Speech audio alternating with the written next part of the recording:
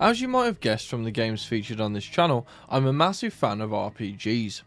Most role-playing games follow a similar formula. You earn XP from doing quests and killing enemies, which converts into skill points you can use to level up your stats, and in turn, make your character more powerful. But what if your character never improved at all? Today, I ask the question, can you beat Fallout New Vegas with no specials or skills? Here are the rules. Once I leave Doc Mitchell's house, I have to reduce my specials and skills to the lowest they can go. And I'm not allowed to increase my skills or specials at any point, which means I can't equip any clothes or use any consumables that do so. I'm also not allowed to level up, and I'll show you how to do that shortly. Let's get started. After making Brittle Bob, who ended up looking like a discount Liam Neeson, I pump all my special points into luck, then I pick Wild Wasteland and Skilled for my traits. Because Wild Wasteland doesn't affect my specials or skills, and Skilled reduces the amount of XP I will gain during the run. I picked this before I found a way around the leveling up system. Once I leave the good doctor's house, I use console commands to reduce all my specials to 1 and all my skills to 0.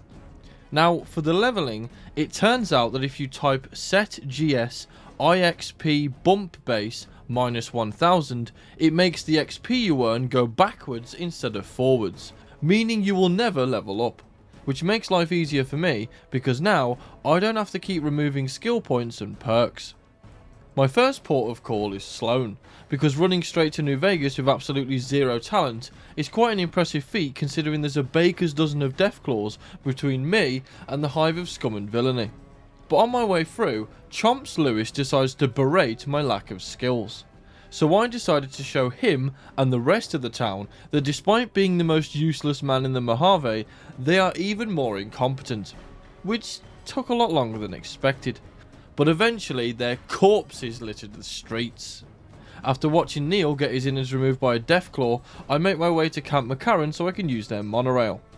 After safely arriving at the strip, I head to the tops and get murdered by the chairman. Despite Bob being less stealthy than a cow in a field of sheep, I actually managed to get a stealth kill on one of them and Half-Inch's gun, glasses and the key to the presidential suite, which I used to bottleneck the rest of them into Benny's toilet so I can deal with them one-on-one. Plus, it has a sink for infinite healing. But even with this advantage, I still got my ass kicked more than you've had Sunday dinners. This is because your skills greatly affect how much damage you can deal to enemies. For example, a 10mm pistol at full condition has a base damage of 22, but with 0 points in guns, it does only 11, half its base damage. So no matter what weapon I use, the base damage will always be halved. On top of that, because my endurance is 1, I only have a HP pool of 120 and no rad or poison resistance whatsoever. And because my agility is 1, my reload speed is 40% slower and my running speed is 80% of the default running speed. But despite these setbacks, with a little perseverance and a lot of bullets, I eventually come out on top. Now that Benny's room looks like Hannibal Lecter's wet dream, I mop up the rest of his oppos, then blow his skull out of his nostrils. After giving the platinum chip to Walt Disney, he sends me to the Viper's Den to upgrade his bionicles, which means heading through Scorpion Gulch. After ODing on Venom, breaking my ankles and shooting Malcolm in the back of the head, I have a brief run-in with some ne'er-do-wells and finally arrive at my destination, descend into the vault and get completely destroyed by the mechanical menaces inside. Luckily, there's some conveniently placed pulse grenades that will help to turn them into scrap. Once I install the software, I haul my crippled ass back to the Lucky 38 to get some shut-eye, and after informing Howard Hughes of my success, he sends me off to recruit the Boomers. After getting past their bombardment unscathed, which was quite the shock considering I'm slower than the internet in the early 2000s, what wasn't surprising, however, was that once I decided to murder Pearl, I got blown to bits repeatedly. I decided to take out the Boomers because I thought it would be a nice challenge. But once again, I severely underestimated my opponents because these trigger-happy explosion fetishists royally, and I mean royally, obliterated me repeatedly. In fact, they killed me so many times I had to stop playing to try again later. This was the first time I ever got fatigue from playing New Vegas, and it hit me really hard. Even when I came back the next day, it still took me a few hours to come up with a good strategy, but with limited options, healing items and ammo, the only way I even had a chance at completing my genocidal campaign was to head into the mess hall while they're having lunch, lure them outside, and blow them up when they spawn one by one. And despite this being the only tactic that worked, it still took me way too long to accomplish. After finally adding the boomers to the list of many myths and legends, I learned a valuable lesson. Don't underestimate a bunch of lunatics that have that much explosive ordnance they are one missile away from being on an episode of Hoarders. Speaking of missiles, after the last boomer falls, which just so happens to be the munitions manager, I half-inch all their explosive weapons, because I will need them for Legate Lanius. And trust me when I say, the closer I got to my encounter with him, the more nervous I became, because he is hard to beat in general, let alone with no stats. After returning to Mr. Windows 95, he sends me off to find out what the Emerters are up to. But after the devastation I suffered at the hands of the terrorists, I needed to blow off some steam, which meant I got to partake in some good old-fashioned ultra-violence. And because I now had quite the extensive arsenal, it was a breeze dealing with these wannabe gangsters. Next up on the Brittle Bob adventure of death and destruction is the Brotherhood of Steel. But this time, I decided to help them before destroying them, because if you do, you get a nice set of T-45D power armor, and I thought it would help in the fight against Caesar's hulking meathead. Bear in mind though, that these tasks are quite time consuming, mainly due to the fact that these entail me delving into quite perilous locations to complete some blasted fetch quests. The most annoying of these being the one where I have to fetch some parts from the local vaults. This quest in particular took me so long to complete, mainly due to Vault 22 being an absolute bitch to get through. Vault 3 also gave me a ton of trouble, as the raiders inside did a metric ton of damage to me, and it has the same problem as Vault 22, where the items to progress further into the vault are in really tedious locations that take the piss to get to. The last task I have to do for them involves traipsing up Black Mountain to install a transmitter on Tabitha's radio station. At this point, Elder McNarrow was pissing me off, because I'm convinced that the old tramp is trying to get me killed. Luckily for me, however, super mutants are quite susceptible to having their limbs sawn off.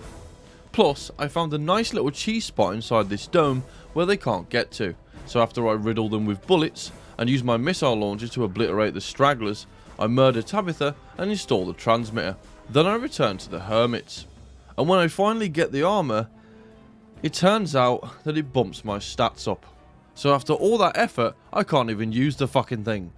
So let me tell you that after this slap in the face, I felt no remorse or regret for blowing them into the stratosphere. After watching their hovel go up in flames, I decided to rub some salt in the already gaping wound by heading to their abandoned bunker to have a nap and half-inch their weapons. But apparently, the universe wanted to serve up some karmic justice because a Deathclaw decided to follow me inside. But this particular Bosk wannabe was lacking in the brain department, because apparently he doesn't know how shelves work. After giving it lead poisoning and getting my head down for a bit, I activate the power at the Eldorado substation, and before heading to the dam, I stop by Goodsprings and buy all of the Good Doctor's stim packs. I want to make sure I'm well stocked for the final battle. My arrival at the dam surprised me greatly, because as it turns out, even the Legion's best and brightest can't withstand grenades to the face.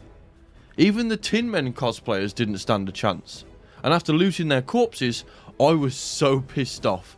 It turns out that the NCR power armor actually lowers your agility, so technically I can wear it. So after all that pointless shit I did, I could have just picked up some power armor at the dam anyway. I felt like a right moron after this. After giving Michael Mouse's dad access to the control center of the dam, I activate the power, watch the Securitrons exterminate some Romans, then with bated breath, I enter the Legate's camp. After trying to blow him up with missiles numerous times, quite unsuccessfully I might add, I had to change tactics. First, I tried to go up to the sniper's tower to see if I could blast him to Timbuktu, but it turns out that he doesn't spawn until you enter the camp. so I placed a bunch of mines down on the path to his spawn location, then used some extreme parkour to jump outside the walls of the camp, aggro him from the roof of the tower, then after he walks into the trap like the rat he is, I rain down hellfire on him and his cronies. It takes a long time and almost all my ammo, but eventually he gets blown to smithereens. Then I use some frag grenades and my chainsaw to get rid of the few of them that managed to survive my hellish onslaught, and General Oliver shows up to chat some shit. But I just let the Securitrons melt him into ash. And with that, it turns out you can beat Fallout New Vegas with no specials or skills. This was definitely the hardest challenge run I've done for New Vegas to date, but equally the most rewarding. I highly recommend trying it for yourself. Thanks for watching. If you enjoyed the video, why not leave a like and subscribe? It helps out the channel massively. Plus, if you turn on the notification bell, you get to watch more juicy content from yours truly when it releases. If you want to support me further, consider joining as a channel member. You get early access to videos, and a mention in them for being such a legend. If there's a specific video you want to see, or you just want to have a chat, drop a comment down below, and I'll see you next time.